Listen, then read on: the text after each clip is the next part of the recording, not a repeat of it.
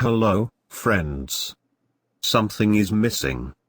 We need rain. Be sure to subscribe to my channel. It was raining when it happened, on that fateful night. I was driving with my wife and son. For a while now, we were on our way to visit my wife's mother in the hospital. Our journey had taken us down a number of country roads, many of which were flooded. After heading down some obscure lane, our car became bogged down in the thick muddy ground. My wife started to panic. As usual, she was always like this in times of crisis. I tried to calm my wife and son down and reassured them that all would be well. I got out of the car to see badly trapped it was. It was bad, and the car was sinking, slowly. I got back into my car to escape the rain. I tried using my phone to call for help, but there was no signal. My wife began fretting about the rain again. I got rather angry at her, and her face began to turn incredibly red. I looked away from her to avoid me losing my temper.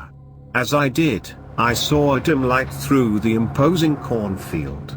I told my wife that I would nip over to the house to seek help, and hopefully, find a working phone. I cautiously opened the car door, cringing at the horrible feeling of water entering my trainers.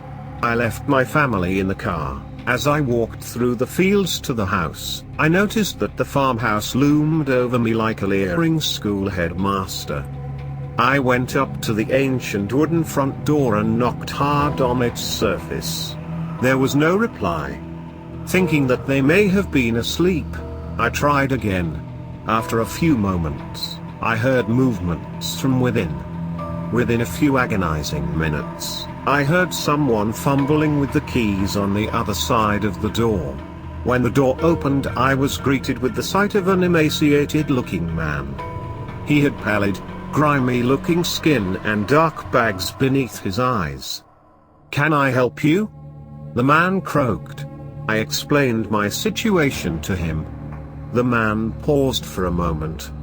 He turned his back to me and called for his wife. After a few moments, I could hear the sound of someone hobbling down the stairs. His wife appeared, with curtains of matted tangled hair vomiting from her scalp. She looked as equally ill as her husband. They were like a married incubus and succubus. "What do you want?" the woman moaned. "I need to phone for some assistance. My car is stuck in the mud, and I need help getting it out. The phones are down. If you find that you will get some signal instantly, then you are wrong. Come on in. We can't let you stay out there all alone in the night. Wait in here with us." "Oh, thank you so much. I've just got to tell my wife and child," I replied anxiously. "Go on. We'll be waiting for you," the haggard old woman said. As I wandered back into the cold, dark cornfield, I heard the sound of something moving in the corn with me. I assumed it was the wind, so I put it from my mind. That was until I felt something past me from behind. I whipped around hastily in time to see something rushing off through the corn.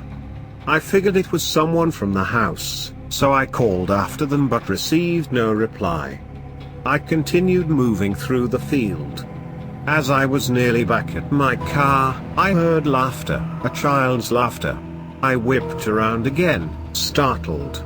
I saw what looked like the silhouette of a young boy moving through the corn. I continued on my way back to the car. When I arrived, I realized something was wrong.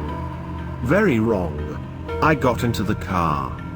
My wife was slumped against the window, sleeping. I attempted to wake her, but she did not stir. I looked in the back of the car to see if my son was awake, but he wasn't there.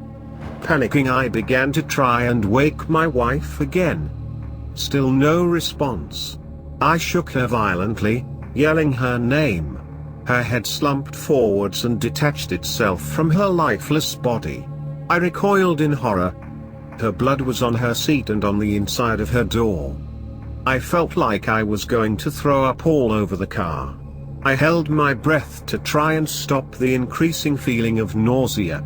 I flung the car door open, and as I clambered out, I lost my footing and fell into the freezing mud before me. That's when I heard it. The laughter. I twisted my neck around and looked back towards the field. To my horror, I saw my son standing there. His skin had turned to the emaciated quality of the farmer and his wife. I didn't know what to do. Grieve about my wife, or feel some relief that my son had turned up. As I looked at him, he grinned at me. His wide smile made my blood run cold. To my horror, he pulled out a knife from his pocket. He lifted his shirt up slowly, and he began to move the knife ever so closer towards the top of his chest. He plunged it between his ribs, and he sliced down in one fluid motion. Blood tricked out from the wound. He dropped the knife and pulled the flaps of skin wide open. A long, pale snake-like thing was coiled around his spine and organs. As I watched, I felt my eyes burning. I tried to hold back my tears, but to no avail. My son laughed, and the creature inside him began tightening its grip on his organs, squeezing the life out of him with every contraction. Finally, his organs began leaking fluids and started bursting one by one. His ribs also began to crack, and then finally his spine broke. His body snapped forwards and hung limply, his feet supported only by the mud. I heard a horrible gurgling, hissing noise emanating from the creature within him. I saw the old farmer and his wife ambling through the corn. They came to a halt on either side of my son's body. The couple knelt down behind my lifeless son. They pulled out a needle and a thread, and they began to stitch his body back together once more. I remained rooted to the spot. Once they finished, the three of them rose up and looked directly into my eyes. The same twisted rictus grin contorted itself upon their faces.